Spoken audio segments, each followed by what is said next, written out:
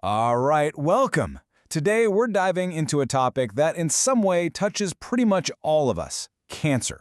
But we're not just going to talk about the disease itself. We're going to look at it from the inside, from a healthcare perspective, and really trace the entire patient journey, from the very first cell all the way to the human support that makes such a massive difference. Before we jump into all the science and the medical details, I want to start with this question. It's a really important reminder that this journey is never just about a disease. It's about a person. And understanding that whole web of care that surrounds them, that's key to seeing the full picture. So, to guide us, we're going to follow that patient journey through four main stages. We'll kick things off with prevention and risk. Then we'll move into how a diagnosis happens, explore the major treatment options, and finally, we'll focus on the absolutely vital role of holistic nursing care. Okay, let's begin right at the beginning. How does cancer actually start? And maybe more importantly, what parts of that process can we actually influence? This is all about understanding those foundations. It all starts with a biological process called carcinogenesis. Now, I know it sounds like a really complex word, but think of it like this. Imagine a car that's slowly veering off course. It's not one sudden, sharp turn. It's a series of small, tiny errors that build up over time and eventually transform a healthy cell into a cancerous one. That multi-step process, that's the key takeaway here. Now, this is where awareness becomes such a powerful tool. In healthcare, there's a huge emphasis on these 7 key early warning signs. Things like a change in bowel habits, a nagging cough that just won't go away, or a sore that doesn't seem to heal.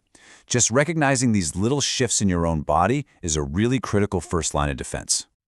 So, let's say one of those warning signs does lead to a doctor's visit. That's when the journey enters its next really critical phase, diagnosis and staging. This is where healthcare providers start to create a really detailed map of exactly what's going on inside the body. Once a diagnosis is confirmed, the next step is staging. And you should think of staging less as a label and more as that detailed map I was talking about.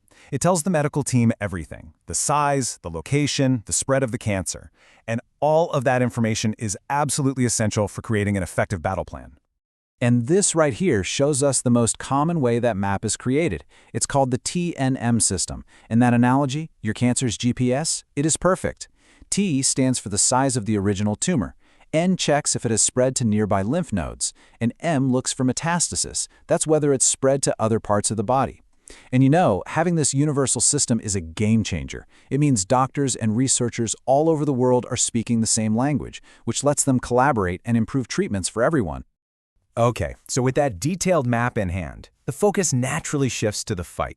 We're moving into the treatment phase, and we're going to look at the main tools that are in what you could call the oncology toolbox, used to combat the disease. This gives us a great side-by-side look at the 3 big pillars of modern cancer treatment. You've got surgery, which is the most direct approach. You physically cut out the tumor. Then there's radiation, which uses these really targeted high-energy rays to destroy cancer cells. And then there's chemotherapy, which works systemically, meaning the drugs travel through your whole body to kill any fast-dividing cells, which is a classic hallmark of cancer. And very often, it's not just one of these, it's a combination of them that gives the best results. But here's the thing.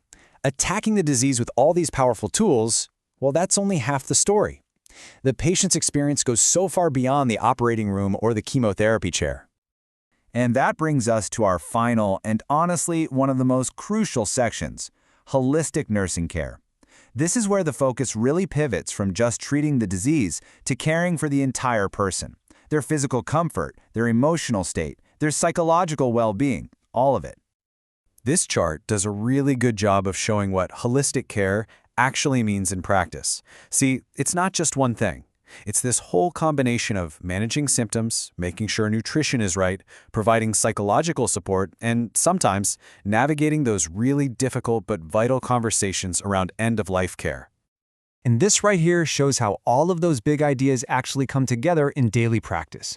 It's a mix of medical tasks, of course, but it's also patient education. It's coordinating between all the different doctors, and it's providing that deep emotional support.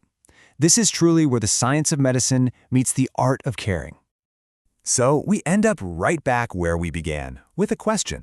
After tracing this whole journey from a single cell all the way to the complexities of bedside care, it really makes you think, what is the most critical element? Is it the cutting-edge medicine, or is it that human connection, that support that makes the whole journey bearable? It's definitely something to reflect on. Thanks for joining this explainer.